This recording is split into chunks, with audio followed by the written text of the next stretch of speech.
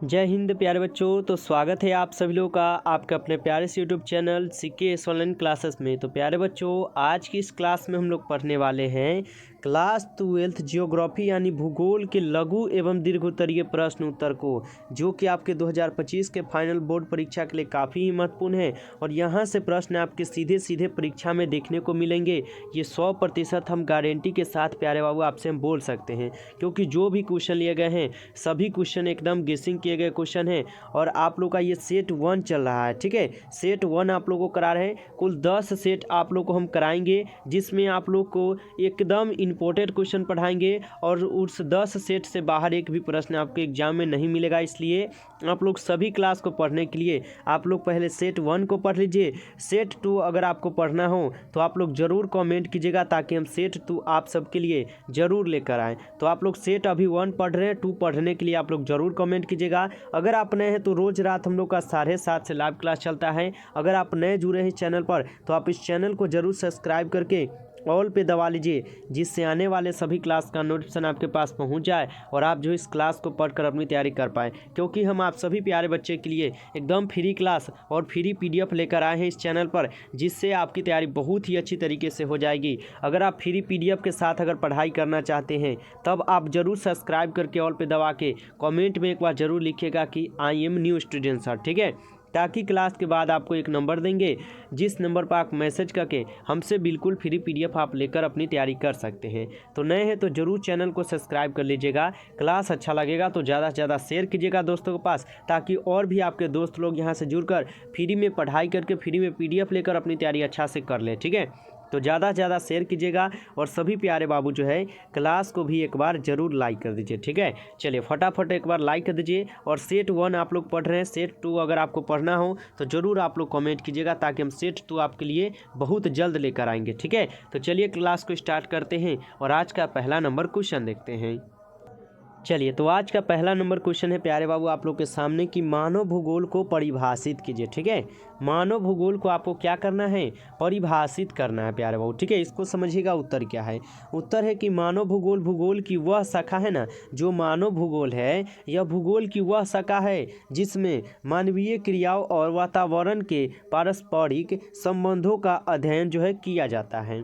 मानव भूगोल तो भूगोल की वह शाखा है जिसमें मानवीय क्रियाओं और वातावरण के पारस्परिक संबंधों का अध्ययन कहलाता है, किया जाता है ना, वो आपके मानव भूगोल कहलाते हैं। याद रखिएगा इसको, ठीक है। अगर कहे कि मानव भूगोल को परिभाषित कीजिए प्यारे बाबू, तो इतना नहीं कर पाएंगे आप लोग, एकदम कर देंगे, क्योंकि आपका 2 नंबर दिलाने वाला प्रश्न है अगर इसको आप लोग याद करते हैं बाबू तो, ठीक है। चलिए अगला क्वेश्चन आप लोग पढ़िएगा। यहाँ पर आप लोग के सामने क्या है, 2 नंबर प्रश्न, ठीक है। 2 नंबर प्रश्न को आप लोग अच्छे से ज़रूर समझिए, ये भी क्वेश्चन आपके लिए इंपॉर्टेंट है। 2 नंबर क्वेश्चन कह रहा है मानव भूगोल के कुछ उपक्षेत्रों के नाम लिखें। मानव भूगोल के कुछ उपक्षेत्र यानी 5-7 को आप लोग लिख दीजिएगा ना, तो आपको ये यहाँ वही नंबर मिल जाएगा, ठीक है। तो मानव भूगोल के क्या है, कुछ उपक्षेत्रों के आपको नाम लिखना है। उत्तर लिख दीजिएगा। मानव भूगोल के प्रमुख उपक्षेत्र जो है ना निम्नलिखित हैं। मानव भूगोल के प्रमुख उपक्षेत्र अगर कहे तो निम्नलिखित है, यानी बहुत सारा है। चलिए बताते हैं। जिसमें अगर पहला की बात किया जाए तो ये सांस्कृतिक भूगोल आ जाते हैं। दूसरा आप लोग का निर्वाचन भूगोल आ जाते हैं। तीसरा आपका लिंग भूगोल आते हैं। चौथा कृषि भूगोल है। पांचवा चिकित्सा भूगोल है और छठा पर्यटन भूगोल है।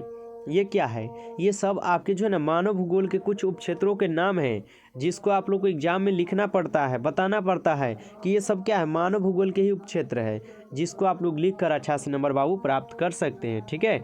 चलिए अगला क्वेश्चन आप लोग पढ़िएगा। यहाँ पर 3 नंबर क्वेश्चन है आर्थिक भूगोल के 2 क्षेत्र के नाम लिखिए। आर्थिक भूगोल के 2 क्षेत्रों के आपको क्या करना है, नाम लिखना है।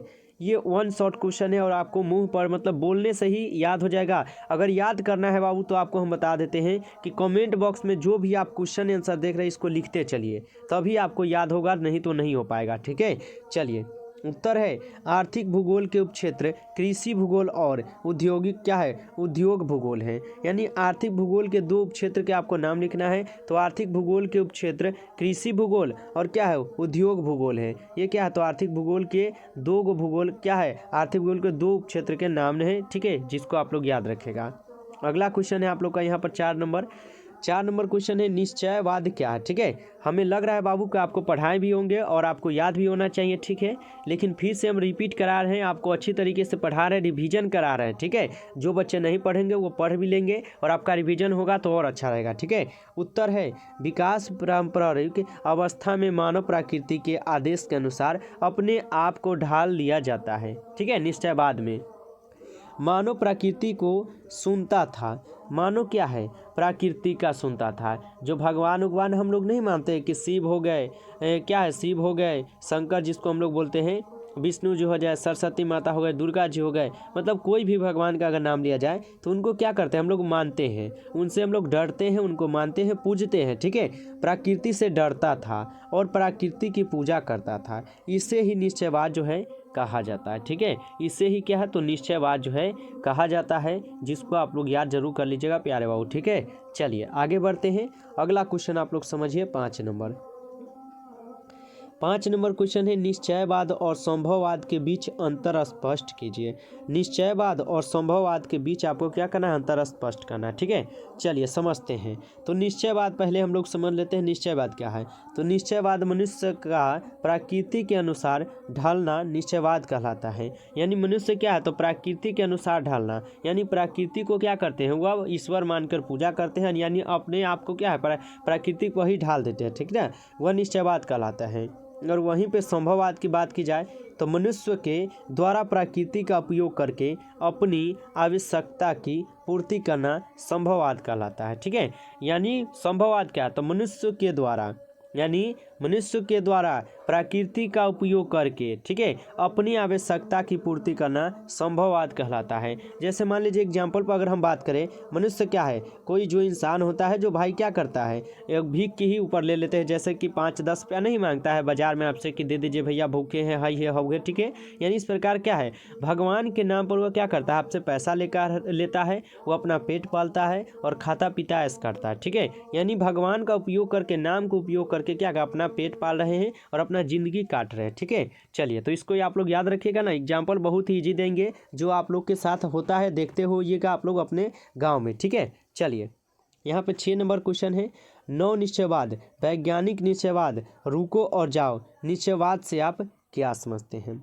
नौ निश्चयवाद, वैज्ञानिक निश्चयवाद और रुको और जा निश्चयवाद से आप लोग क्या समझते हैं, इसको समझिए। ठीक है, इसको बाबू आप लोग कमेंट बॉक्स में सभी प्यारे बाबू जल्दी जल्दी एक बार टाइपिंग कीजिए और लिख दीजिए। ठीक है, ताकि रिवीजन यहाँ पर हो जाएगा, याद हो जाएगा और नोटबुक पर लिखकर एकदम रट जाना है। ठीक है, उत्तर है मानव भूगोल की वह विचारधारा जो न तो प्रकृति पर विजय प्राप्त करने व न ही प्रकृति की दास्ता स्वीकार करने की अपितु प्रकृति के साथ सहयोग करने पर बल देती है, इसे नौ निश्चयवाद, वैज्ञानिक निश्चयवाद भी कहा जाता है। ठीक है, याद रखिएगा, अगर कहें नौ निश्चयवाद, वैज्ञानिक निश्चयवाद और रुको जाओ निश्चयवाद से आप क्या समझते हैं, तो इतना ही अगर याद रखते हैं तो आप लोग लिख पाइएगा और अच्छा नंबर ले पाइएगा। ठीक है, चलिए अगला क्वेश्चन पढ़ते हैं। अगला क्वेश्चन क्या है, अगला क्वेश्चन है प्यारे बाबू आप लोग के सामने 7 नंबर क्वेश्चन। 7 नंबर क्वेश्चन को आप लोग ध्यान से जरूर फिर से पढ़िए। क्वेश्चन है कि विश्व जनसंख्या वितरण की प्रमुख विशेषता क्या। चलिए फटाफट आप लोग जो है कमेंट कीजिए जल्दी जल्दी, सभी प्यारे बाबू लिखिए। ठीक है, चलिए विश्व जनसंख्या वितरण की प्रमुख विशेषताएं क्या है। उत्तर है कि इनमें जनसंख्या वितरण की निम्नलिखित विशेषताएं होती हैं। इनमें क्या, तो जनसंख्या वितरण की निम्नलिखित विशेषताएं होती हैं, यानी बहुत सारे होते हैं। ठीक है, चलिए कुछ बता देते हैं जिसको आप लोग लिख पाएंगे। जिसमें से पहला अगर लिखे तो विश्व में जनसंख्या का वितरण अत्यधिक असमान है। ठीक है, विश्व में कि अगर जनसंख्या का वितरण देखा जाए तो अत्यधिक ही असमान है। दूसरा है विश्व में जनसंख्या का घनत्व भी असमान पाया जाता है। विश्व में जनसंख्या का घनत्व भी असमान ही पाए जाते हैं। 3 में है कि नदी घाटियों व मैदानों में अधिक जनसंख्या निवास करती है। नदी घाटी व मैदानों में जनसंख्या क्या है, ज़्यादा निवास करते हैं, ज़्यादा लोग रहना पसंद करते हैं। 4 में है कि ठंडे व गर्म मरुस्थल में कम जनसंख्या निवास करती है। ठंडे व गर्म मरुस्थल, मान लीजिए कि कहीं पे गए, ठीक है, अगर पहाड़ी इलाका पर गए, मान लीजिए वहाँ पर ज़्यादा गर्मी हो जाएगा तो वहाँ तो भाई लोग अकछा जाएंगे, वह कहेंगे नहीं भाई यहाँ पर ज़्यादा गर्मी है, नहीं रहेंगे, हम यहाँ से जाएंगे कहीं ठंडे जगह पर। अब वहाँ पर भी गए ज़्यादा, वहाँ पर अगर ठंडी पड़ेगा वहाँ से भी लोग क्या करेंगे, वहाँ से भी चले जाएंगे नॉर्मल जहाँ पे ठंडा और गर्म दोनों हो। ठीक है, तो यानी जनसंख्या क्या है, ठंडे व गर्म स्थलों में कम जनसंख्या निवास करने का कारण है कि मान लीजिए जहाँ पे अगर उनको दिक्कत होगा वहाँ से तो वो भाई चला जाएगा ना, ठीक ना। तो याद रखिएगा, अगर कहे कि विश्व जनसंख्या वेतन की प्रमुख विशेषताएं क्या है, इतना याद रखिएगा ताकि आप लिख पाएँ एग्जाम में। अगला क्वेश्चन है आप लोग का यहाँ पर 8 नंबर, जनसंख्या परिवर्तन के 3 घटक का क्या व्याख्या कीजिए। ठीक है, जनसंख्या परिवर्तन के 3 घटक आपको व्याख्या करना है, जिसमें से उत्तर दिया गया है जनसंख्या परिवर्तन के 3 घटक निम्नलिखित हैं। जिसमें से पहला का बात किया जाए, पहला है आपका जन्म दर।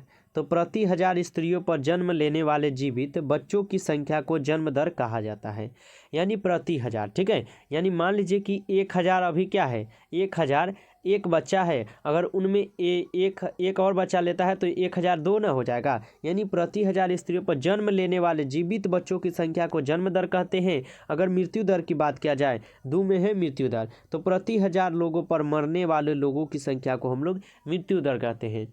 यानी क्या है, तो पलटा गया है, उसी बात को क्या है तो यहाँ पर पलट दिया गया है। वहीं पे आता है 3 नर प्रवास, तो एक स्थान से दूसरे स्थान पर जाना प्रवास कहलाता है। ठीक है, यानी एक स्थान से आप दूसरे स्थान पर जाएगा ना तो वह प्रवास कहलाएगा। जैसे कि मान लीजिए कि आप क्या अपने अभी घर पर हैं, बिहार में हैं, और बिहार से आप चले गए कोलकाता, मुंबई, ठीक है, सऊदी अरब, कहीं पर चले गए, वहाँ पर रहते हैं, तो क्या एक स्थान से आप दूसरे स्थान पर गए हैं तो ये आपका प्रवास कहलाएगा। ठीक है, याद रखेगा इसको। ठीक है, चलिए आगे बढ़ते हैं, अगला क्वेश्चन पढ़िए। अगला क्वेश्चन है आपके सामने, जन्म दर और मृत्यु दर में अंतर लिखें। जन्म दर और मृत्यु दर में आपको अंतर लिखना है, क्या होता है।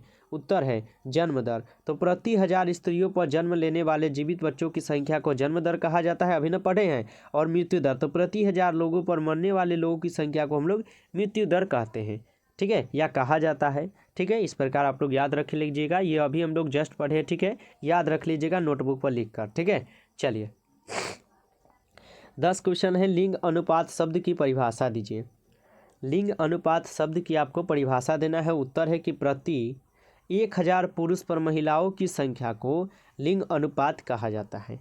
लिंग अनुपात शब्द की परिभाषा आपको देना है, प्रति 1000 पुरुषों पर, यानी 1000 पुरुषों पर महिलाओं की संख्या को लिंग अनुपात कहा जाता है। विश्व का लिंग अनुपात 990 महिला प्रति है। ठीक ना, यानी 1000 पुरुष पर बाबू, 1000 पुरुष पर कुल 990 को ही क्या है, महिला है, यानी 10 क्या है, 990 ही आप लोग का यहाँ पर महिला है, यानी 10 क्या है तो 10 महिला कम है, आपके पुरुष की संख्या ज़्यादा है। ठीक है, चलिए तो क्या है, तो विश्व की लिंग अनुपात 990 महिलाएं प्रति है, 1000 पुरुष है। भारत का लिंग अनुपात 943 महिला प्रति 1000 पुरुष है, यानी भारत का लिंग अनुपात देखा जाए तो 943 महिला और प्रति 1000 क्या है तो पुरुष है। इसको आप लोग याद रखिएगा ताकि आप एग्जाम में लिख पाइए। प्रश्न सब जो है पूछते हैं आपके क्या एग्जाम में। ठीक है, याद रखेगा। जो भी बच्चे अपने क्लास को लाइक नहीं किए हैं तो एक बार जरूर आप लोग लाइक कीजिएगा। चैनल पर जो बच्चे आए हैं आप लोग जरूर चैनल को सब्सक्राइब करके ऑल पे दबा लीजिए, क्योंकि आपको अगर डेली क्लास करना हो, फ्री में फ्री PDF के साथ पढ़ना हो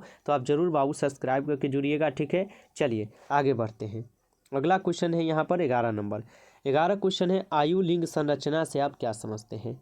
आयु लिंग संरचना से आप क्या समझते हैं। उत्तर है कि विभिन्न आयु वर्ग में स्त्री और पुरुषों की संख्या को आयु लिंग संरचना कहा जाता है। ठीक है, आयु लिंग संरचना से आप क्या समझते हैं, तो विभिन्न आयु वर्ग में स्त्री और पुरुषों की संख्या को आयु लिंग संरचना जो है कहा जाता है। सिंपल सा है, इसको याद रख लीजिएगा, वन शॉट क्वेश्चन है, याद हो जाएगा। अगला क्वेश्चन है 12 नंबर, साक्षरता को परिभाषित करें। क्या करना है, साक्षरता को आपको परिभाषित करना है। उत्तर है भारत में साक्षरता 7 वर्ष से अधिक आयु के जनसंख्या के उस प्रतिशत को सूचित करता है ना जो पढ़ लिख सकते हैं। ठीक है, भारत में साक्षरता 7 वर्ष से अधिक आयु वाले जनसंख्या के क्या है उस प्रतिशत को सूचित करता है ना जो पढ़ लिख सकते हैं और जिसमें समझ के साथ अंकगणितीय परिकलन करने की योग्यताएं होती हैं। ठीक है, तो याद रखिएगा, साक्षरता को परिभाषित करने के लिए बोले तो इतना याद रखिएगा, लिख दीजिएगा। अगला क्वेश्चन है, आयु संरचना का क्या महत्व है। ठीक है, आयु संरचना का क्या महत्व होता है, इसको समझिएगा।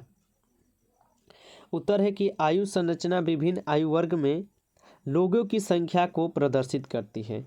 ये वन शॉट क्वेश्चन है और आपको याद होना चाहिए। ये प्रश्न आपके 2 नंबर में पूछा जाता है, ठीक है। आयु संरचना का महत्व क्या है? तो आयु संरचना विभिन्न आयु वर्ग में लोगों की संख्या को प्रदर्शित करती है। बहुत सारे बच्चे का यहाँ पर डाउट होगा कि सर इतना ही कैसे पूछेगा। देखिए, एग्जाम में आपका जरूरी नहीं है कि यहाँ से लेकर आप लोगों से यहाँ तक जो है प्रश्न पूछे, ठीक ना। यानी वह वन शॉट भी क्वेश्चन पूछ सकता है जो आप ऑब्जेक्टिव में पढ़े हैं, आपको उसी को थोड़ा सा दर्शाता है और इतना लिख दीजिएगा ना तो 2 नंबर आपको मिल जाता है। यहाँ पर कोई नियम नहीं है कि आपको क्या है 50 लाइन, 30 लाइन और 20 लाइन तक ही आपको आंसर देना है। अगर 10 तक भी होता है ना, मेन टॉपिक है, तो आप लिख सकते हैं और आपको नंबर मिल जाता है, ठीक है। अगला क्वेश्चन है 14 नंबर। 14 नंबर क्वेश्चन क्या है, इसको समझिए। तो जनसंख्या वितरण को प्रभावित करने वाले का क्या है भौगोलिक कारकों का उल्लेख करें। जनसंख्या वितरण को प्रभावित करने वाले भौगोलिक कारकों का आपको उल्लेख करना है। उत्तर दिया गया है कि पहला में है क में, जैसे जल की उपलब्धता। तो लोग उन क्षेत्रों में बसने को प्राथमिक देते हैं जहां जल आसानी से उपलब्ध होता है। यानी लोग क्या है तो उन जगहों पर जाना ज़्यादा पसंद करते हैं ना जहां पे उनको अच्छा जल मिल जाए और अच्छी तरीके से उनका जीवन यापन हो सके, ठीक है। जहाँ जल आसानी से उपलब्ध होता है, यही कारण है कि नदी घाटियाँ विश्व के सर्वाधिक संघन बसे हुए क्षेत्र हैं।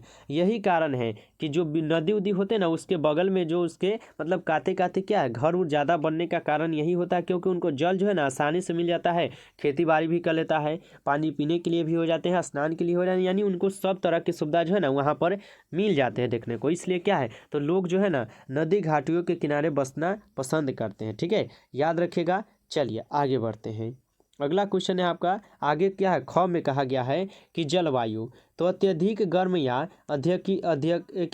अत्यधिक ठंड भागों में कम जनसंख्या निवास करती है। जो बताया ना कि जहाँ पर मान लीजिए बहुत ज़्यादा गर्मी ही पड़ने लगे, कहीं पे ज़्यादा ठंड ही पड़ने लगेगा, तो भाई वहाँ से लोग तो भागेंगे ना, वहाँ से लोग क्या करेंगे जाना पसंद करेंगे, वहाँ पर रुकेंगे नहीं, ठीक है। ये विरल जनसंख्या वाले क्षेत्र है, जैसे मरुस्थल व पहाड़ी क्षेत्र। मानसून प्रदेशों में अत्यधिक जनसंख्या निवास करती है, ठीक है। मानसून क्षेत्रों में क्या है तो जनसंख्या जो ना अधिक निवास करती है, जैसे एशिया के देश में क्या है जनसंख्या जो ज़्यादा निवास करती है, याद रखेगा। आगे है यहाँ पर ग नंबर क्वेश्चन, मृदा। जनसंख्या के वितरण पर मृदा की उर्वरता शक्ति बहुत प्रभाव पड़ता है। उपजाऊ मिट्टी वाले क्षेत्र में खाद्यान्न तथा अन्य फसलें अधिक पैदा की जाती हैं तथा प्रति हेक्टेयर उपज अत्यधिक होती है। इसलिए नदी घाटियों की उपजाऊ मिट्टी वाले क्षेत्र अधिक घने बसे हैं, ठीक है। तो याद रखिएगा, अगर आपसे कहा जाए एग्जाम में क्या कहा जाए जनसंख्या वितरण को प्रभावित करने वाले भौगोलिक कारकों का उल्लेख करें तो नहीं कर दीजिएगा, आप लोग जरूर कर दीजिएगा, ठीक है, जो बता दिए हैं। चलिए तो प्यारे बच्चों आज की इस क्लास में 14 क्वेश्चन रहने देते हैं और ये सेट आप लोग का 1 था, ठीक है। अगर सेट 2 जो है ना आप लोग को अगर पढ़ना है, अच्छा लगा हो क्लास, तो आप लोग जरूर कमेंट कीजिएगा, हम सेट 2 आप लोग के लिए जरूर लेकर आएंगे। कुल 10 सेट आपको देंगे, 10 सेट ऐसे सेट दे रहे हैं ना जो कि आपके लिए रामबाण प्रश्न है और आपको रट कर जाना है, ठीक है, और यहाँ से अच्छा से बना कर ही आना है, ठीक है। इसलिए आप लोग सभी सेट को पढ़ने के लिए आप पहले सेट 2 के लिए रेडी हो जाइए और कमेंट कर दीजिए ताकि हम जल्द ही लेकर आएँ आप सबके लिए, ठीक है। क्लास अच्छा लगा हो, क्लास को आप लोग जरूर लाइक कीजिए। चैनल पर पहली बार जुड़े हैं, चैनल को सब्सक्राइब करके ऑल पे आप जरूर दबा लीजिए, जिससे आने वाले सभी क्लास का नोटिफिकेशन आपके पास पहुंच पाए और आप जो उस क्लास को पढ़कर अपनी तैयारी कर पाए और आपको कोई भी दिक्कत जो एग्जाम में ना हो पाए, क्योंकि बहुत कम समय है, 2 महीना समय है और 2 महीना में आपको वह सब PDF मिलेगा और वह सब क्लास होगा जो आपके लिए इंपॉर्टेंट है। इसलिए आप चैनल को जरूर सब्सक्राइब कर लीजिए।